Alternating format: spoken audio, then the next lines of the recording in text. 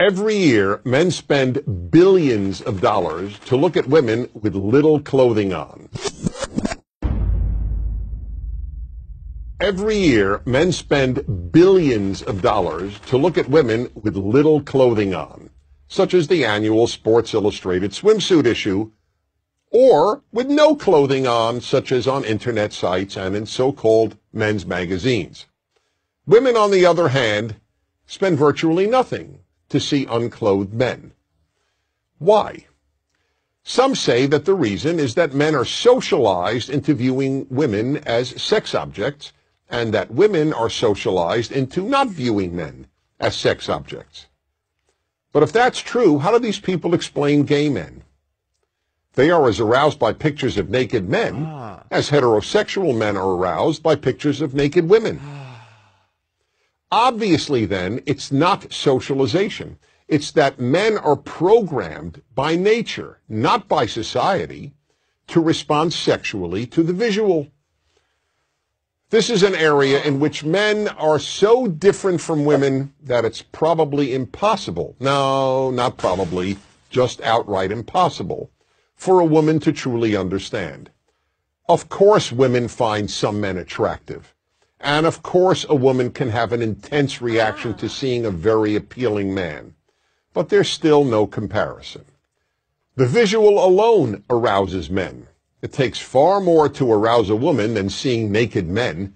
If that's all it took, most husbands would walk around the house naked whenever possible, or at least every time they wanted sex. And the average heterosexual man is excited countless times a day simply by seeing women in person, on billboards, in magazines, on television, and even in his imagination. This is not the case for women. Yes, there are some male strip shows for women, but few women ever go, and the few who do attend them in groups, a girls' night out. And for every one of those shows, there are probably 10,000 female strip shows for males, most of whom attend alone, not as a participant in a guy's night out.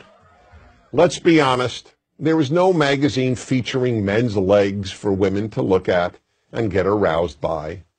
But there are websites and magazines of women's legs for men. And are women paying to view topless men? Men pay good money to look at topless women. Again, that doesn't mean women never get turned on by merely looking at some men. Of course they do.